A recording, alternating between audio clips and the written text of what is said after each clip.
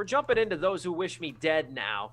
And I got a lot to say about this movie. I don't know about you guys, and I think it really comes from a place of passion for the writer and director Taylor Sheridan.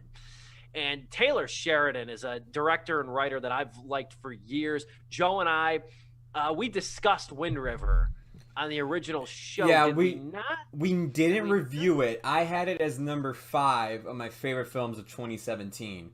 And then that's when we talked about it for a bit. Because I know you hold that movie in high regard, really higher regard than me, but it's still a movie that I really like. Hell or High Water is my favorite Sheridan movie. That's a good one, too. Mile. Hell or High Water, I absolutely loved. I wanted to rewatch it before watching Those Who Wish Me Dead. Didn't get he did around to it. Sicario. Mm-hmm. Oh, He did Sicario. He's one of my favorite I love writers. Sicario. He's one of my favorite writers right now, man. Like he does a lot of great stuff with crime and thriller that I've been enjoying a lot recently. Bro, no wonder he did a movie set in like the American woodlands that constantly catch on fire. Dude, this is like he is so in tune with nature, or at least those wide sweeping shots. Yellowstone. He's the main guy. High Water, yeah. In Yellowstone, I've actually seen episodes of that. Yellowstone's really good too. Like, wow, he's a fascinating guy, and I still hold by that one day he will make a movie that's going to run away with a lot of Oscars. Those Who Wish Me Dead's not going to be that movie, though. However, I'm going to say this: if it sounds like I'm being very critical of this movie, I am, but I also like this movie enough. I'm going to say that I like this movie enough. I think we're on the same page here. I'm going to let you talk, though. Because there's a lot to like about this movie. I'm going to say that up front. Without credits, it's about an hour and 38 minutes. It is never boring. It is well acted. It'll keep you engaged. But it's a victim to the high standards Taylor Sheridan has set for himself. Yep. Yeah. and that's where my problem lies here. And first things first, I want to say this. This movie crackles with intensity and sheer brilliance whenever Aidan Gillen and Nicholas Hoult are on screen. Yeah, dude. These two, they play. There's a lot going on in this movie. To give a brief distillation of it, the movie revolves around a smoke jumper played by Angelina Jolie, who's a forest firefighter in so many words in the forests of Montana. She's reeling from an accident, a mission gone wrong when the wind direction changed on a dime, and she was unable to save a few young people that perished in the fire. So she's troubled by that. And then it cuts to these two killers, these two assassins played by Gillen and Hoult, who just in the opening introduction of the movie blow up the DA's house like it's nothing. And it all comes back to Owen Casserly and his son Connor, played by Finn Little, and how Owen Casserly is a forensic accountant who's uncovered dirt that incriminates a lot of people, including the DA. And now these killers are after Casserly. Long story short, his son Connor's left an orphan in the woods of Montana, links up with the smoke jumper, all while a sheriff played by, Jack Bernthal? John. I think his name is John Bernthal. John Bernthal, excuse me. John Bernthal and his wife, who runs a survivalist school in the backwoods of Montana. They are now incriminated in this because they're good friends with Casserly. That's where him and his son were embarking to. So there's really, if you know Taylor Sheridan and you know his plot structures, there's 3 stories going on here. There's 3 main narratives going on here. The movie has unmatched intensity when Gillen and Hoult are on screen. These guys never overplay their characters. They are level-headed. They are stoic. Even the scene when Gillen gets his skin fried, it doesn't change his demeanor. He doesn't become this outlandish caricature. These guys are so chilling in this movie because they are so downright unpredictable, and they are easily the best part of this movie. Absolutely love Gillen and Hoult.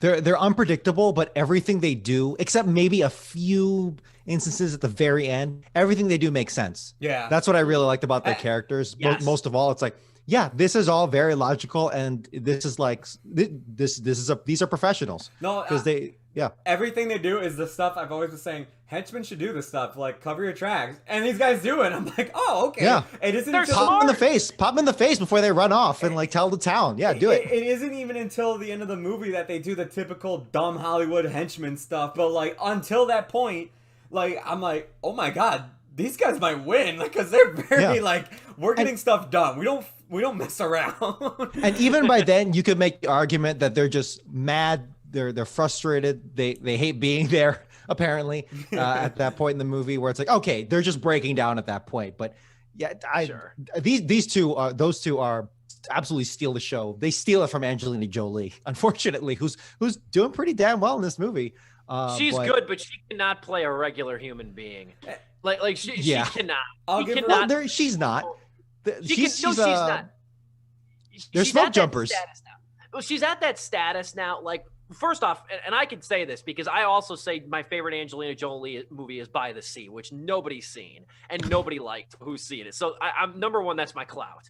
The movie that is directed by Angelina Jolie Pitt. That's how she's credited in that movie too. Fascinatingly. But anyway, she's good in here. She's decent in here.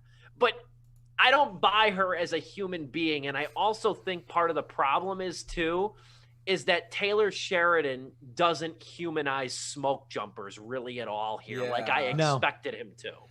That is my biggest criticism with the movie, because you look at all the other things he has written, from Sicario to Hell or High Water and Wind River, and those characters are very humanized. Jeremy Renner in Wind River is very humanized.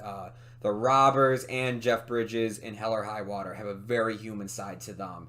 Like Elizabeth Olsen in Wind River again, yeah. Like, and like Emily Blunt, and then when you get down to like just Benicio del Toro in those last 10 minutes of Sicario, like learning his backstory in such a small amount of time, but like you just like, oh my god, I'm all for this guy now. Here it's like the most characterization that character gets, Hannah, played by Angelina Jolie, is she's crazy, and she's only crazy because she has PTSD from the mission that went wrong. That is it. That's about as much as you get out of her. And Jolie does a good job at playing her. She does. And she did her own stunt work, and I'll give her kudos for that. She's like, good job. You're still kicking it after all this time with action movies. That's awesome. But yeah, no, I agree with Steve. There was something about it. It was just like, yeah, I'm kind of missing that human element that's in these other movies. And I don't want to compare it to his other movies, but it's just like, that's what this movie kind of needs right now. Because like everything else is to a 10. The action is great. The suspense is great. The thrills, the cinematography, it's all great. When it came time for story and characters, it's the weakest that he's done so far. And I don't know if it's because he had to stick by a book. But if it is, it's just like, man, I would have taken liberties with it. No, I don't think. Oh, it is. I'm sorry. It is based on a book. One of the writers is a co-writer here. Yeah. So you wonder if the source material had that problem. I don't know. But that was the one that's curious to me, that like, first off, it would be different if Angelina Jolie was just a regular firefighter, but she's a smoke jumper, which is a term I had to Google before I saw this. It's movie. A crazy job. Yeah. It's an unbelievable job. And there's an angle of this movie, and there's so much going on here. There's these 3 plots too. So there's more than enough to go around, but there is an angle about how difficult it would be to assimilate back into normal society while doing that job. Because not only are you doing something that takes unparalleled heroism, and there's no way around it, and unparalleled bravery, but you're also doing a job that requires you to be largely isolated in these vast regions where there's not a lot of human contact. And you get one scene, I think, where she's in the fire tower before things start getting crazy, where you get that, and that's you get a sense of that. And that's really it. The other thing I did, the one thing, and I don't like to nitpick like goofs or flaws, or like I don't want to play CinemaSins here, or like just pick out every flaw of a movie, even though I am a film critic. But I like minute things about the narrative. You know what the one thing I couldn't forgive though in this movie though, and it hit me really towards the end, is like there's a big, at the center of this movie too, is it comes about halfway, is a forest fire that's set, and it really, first off, it's beautifully directed. It shows you how quick these things spread and how unfathomable they destroy everything in their path. It's not like they're unheard of. But the thing I didn't understand though is that wouldn't we have seen some of her smoke jumper friends during this time when all this is kind of going on? Yeah. Where the hell are they? There's the fire's raging. There's like 3 moments in this movie I just went, wait, that doesn't make sense. It was the fact that like this dad of the kid that Angelina Jolie meets up with, like he's just like, you have to take this information. It's very sacred. Get it to the news networks and everything. It's like, buddy, haven't you ever heard of an email? like we could have just like sent this over a text or something before you like left. Mass email. They actually reporters do that where they have dead man switches where it's like if they're under fire or whatever, like okay, mass email to like 20 newspaper editors. Like if you had this incriminating evidence, wouldn't you have like a backup file to like, if I'm gonna die, click, and now it's out to the public? There was that. No, give it to. No, let me write it on printer paper and give it to my tween son. Oh, he took survival school. He'll make it. But yeah, the other thing, it was just like, dude, this fire is massive. There's no way like people are just like going about their day right now not noticing this thing in the background. Like someone has to notice something. It's at nighttime and this thing is literally the sun in this state right now. Where the hell are people? Like and that's the thing too, my ultimate complaint, and it's like an umbrella complaint over these little minor or these other things that we've kind of touched on. And it sounds like we're hammering this movie, but I don't think we are. Is that this movie lacks the texture we've come to expect from Taylor Sheridan. Yeah. It lacks the refined details. Hell or High Water, I think, is probably, I'm going to say this. Okay. Yeah. Cause I was just kind of quickly scanning in my mind. I'll say this because I believe I said it when it came out. I think Hell or High Water of the last decade, because that came out in 2016. Yes. That was probably one of the most all-encompassing, quintessential, canonized movies about the American South to come out in the last decade. In terms of the comprehensiveness of it, what it covered, everything from like generational poverty to generational trauma to racism to everything. It covered everything, and it covered it beautifully. Wind River, and the thing real quick, Wind River too, that reminded you of the gravity one person's death can have. Oh, yeah. On top for a neglected community, because it revolves around a Native American community. Like, it reminded you, all these movies of carnage and deaths, like, and even in this movie in some ways, one death. That's what Wind River revolves around. Just one person's death. And Sicario, of course, about the drug cartel in a very broad yet somehow narrow look at it to kind of peel back the buzzword that is the cartel. There's so many textures in Sheridan's movies, this one lacks it. This one's popcorn entertainment by comparison. Because even I look back at Wind River and it's just like, there's something unique to each film that he did, and like even like storyline wise, as Steve pointed out, there is something unique there. Wind River is about a cop going to a reservation and trying to work with the limitations of that Native American reservation to solve this crime. And it's just like, one, you get a cool look at that like life out there, and it's a message about that lifestyle too. Hell or High Water, Steve literally labeled everything that movie like goes over and like points out. It is one of the best modern day Western films ever. Easily. And then with Sicario, yeah, I mean, you have like, of course, the look at the cartel, but the look at like how even like something like the CIA handles like operations and how cruel and how like deceiving they are with it. Like he has something unique to this. There's nothing unique about it. It's just a survival film about these two characters trying to survive these people hunting them down, and a forest fire is also chasing them down as well. It's an intense movie, but there's nothing really like compared to all the other films he's written for. There's not anything that makes me go, now that is something unique about this crime story, this action thriller, like that sticks out from the rest. What I was watching this movie, and like most movies, if there's not like a super hyped, it's not like a big Avengers movie, or if it's like Tenet or something, I usually try and not do research on it at all, just so I can get like the cleanest slate possible. That's my approach anyway. But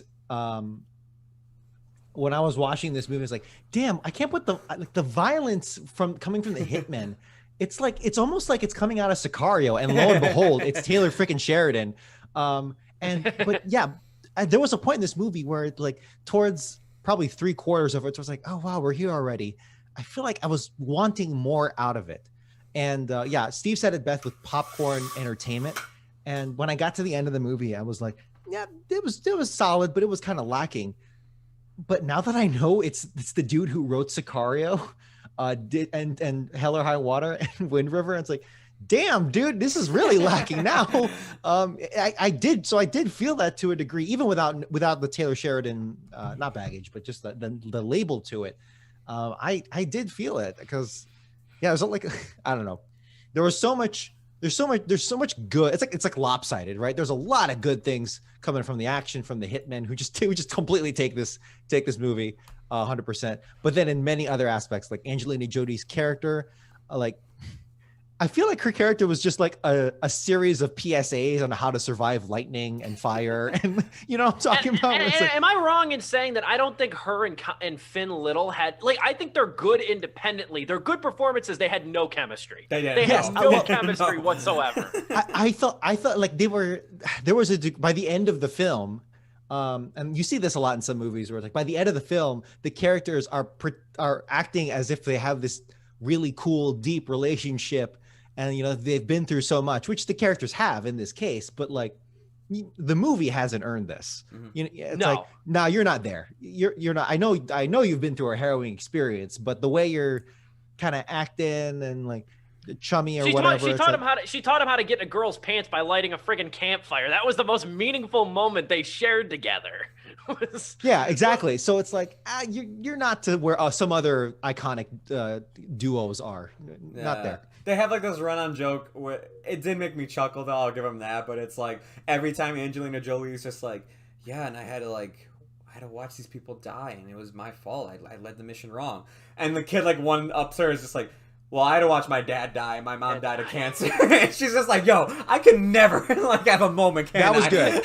That was good. That kid is good. That kid is good. The kid is a good actor. Yeah, I was in the beginning, in the opening scenes with his father, I was like, oh, this kid's actually not getting on my nerves. And like, yeah, he's just doing, I mean, some of the things he might do. And like, I really like that, like, as a kid who went to survival school, he actually fends for himself and actually backs up the hero too when they're in danger. He doesn't like run off and like hide legit. Or like stand on the sidelines. Like, no, he got in the fight too when needed. And he plays traumatized well too. Yeah. Like in the moments when he first meets Hannah, he plays traumatized very well. Go on, Dom. Yeah. No, yeah, for sure. This movie is 100 minutes. So would an extra 20 minutes of characterization have helped, do you think? Not that we're trying to fix this movie, but I don't know. I'm typically the guy who's always like, hey man, if you can make your movie short, get in, get out, awesome. This is one of the times though I'm like, I would have not mind actually staying like an extra 20, maybe even 30 minutes to flesh out all the characters in this. John Bernthal, because the groundwork is there, the framework is there, and like the potential, you can see and it's like, you can feel it, dude. I want to know about, like, I don't mean to ruin the surprise here, but, like, Tyler Perry's in this movie, and I want to know more about his character. I wanted to say that. I wanted to end on that note. It's great you brought it up. Tyler Perry, can we talk about how this man has made more shitty movies than most directors do in their lifetimes, but he is on a roll of stealing scenes in other directors' work. He was very good. Girl, he was good in Vice as Colin Powell, like, and he's in this, and he does really well in his there are scenes. Would it be safe? Go ahead. There's some scenes that, like, if you go back and you look at the trailer, apparently, like, they cut out of the final film, so there were supposed to be more scenes with him, and we just didn't get those. And I was like, interesting. Yeah, would it be safe to say?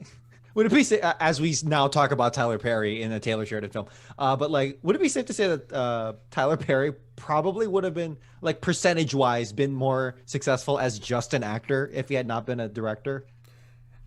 Would that be safe to say? Or is that too harsh? Critically, yes. Financially, no.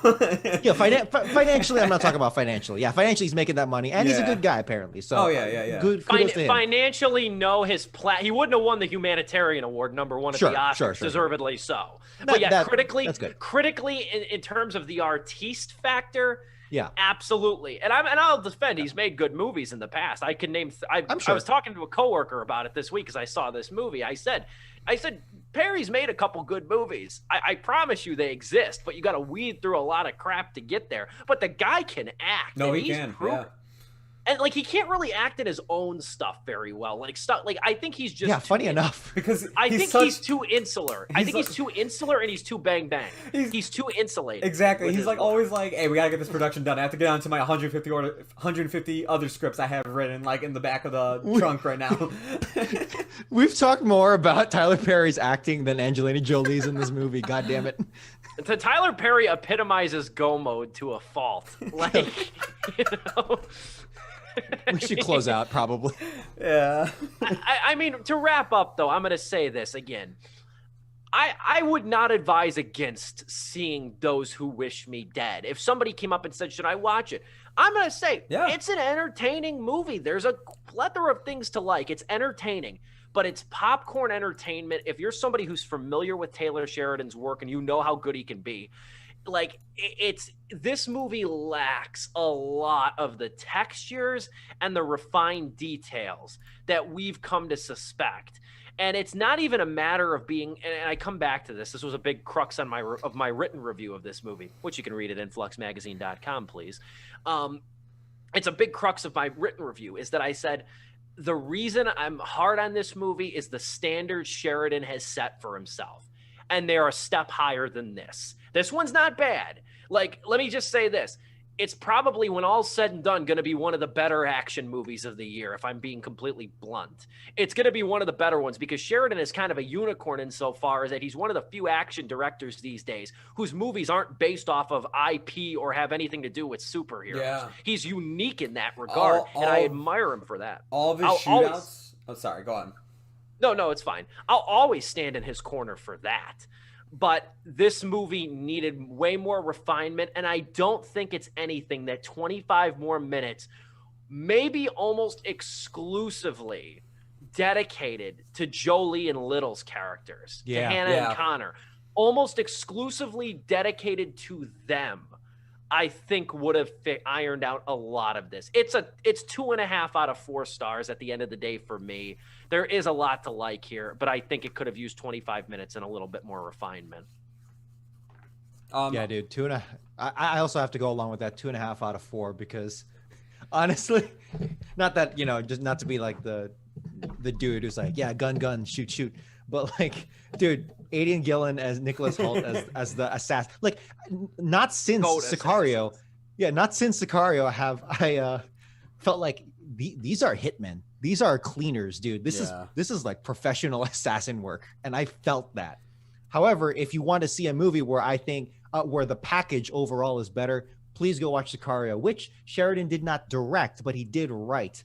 And something in that writing definitely bleeds through because it is a very similar kind of violence and brutality, which up until the end where it starts getting cheesy and stuff. So yeah, 2.5 out of 4. It's a good popcorn flick. But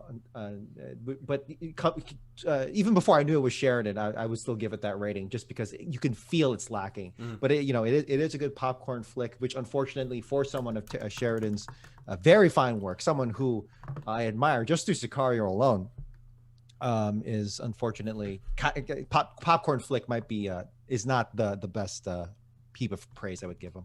It feels like a pejorative when talking about his work. I mean, especially with Joe and I, like I said, we're a little bit more versed in what we've seen from him too. As good as Sicario ultimately is, though. Joe, send us home. I hate to say it, this is the weakest of his films that he's written and even directed at this point. But that is not a bad thing to say, though. Like, if this is your weakest work you've put out, that's not bad at all. Like, this is actually pretty good. Positive way of saying what I was saying. Yeah. And as Steve was saying, like, he finds a great way to like do action without having like an establishing IP or franchise to go off of. There are so many times in his movies the way he writes like a situation, it's something so basic like these guys are in a tree and they're shooting at a watchtower and it's intense as hell. They're stuck in traffic in a Mexico highway and they're surrounded by cartel members and it's intense as hell. Like, it's just like he finds a way to like write something just ordinary but make it very intense. Unfortunately, the rest of the writing, though, in this isn't that great when it comes to the characters and story. It's a bit lacking there. But direction-wise, I think he still is doing pretty good. I had a fun time watching this. The action is good. I was on the edge of my seat, especially the longer it went on. I was getting more and more into it. I would say it gets better as it goes along, too. For me, I'll be a little bit nicer. I wouldn't be surprised though if like tomorrow I wake up and I'm like, meh. Because I did watch this today because I was on vacation, so like I didn't have time to like squeeze in stuff. So I'm coming hot into this. Right now it is 3 out of 4 stars for me. Yeah, I get that. No, I get that. That's fine. No, I was in some ways, I was almost gonna say 3 out of 4 stars, and then I thought about it, I slept on it, and then I really started to like. Not really find flaws, but find shortcomings. I literally hit B on my controller 2 minutes before I texted you guys. I was like, all right, ready to go.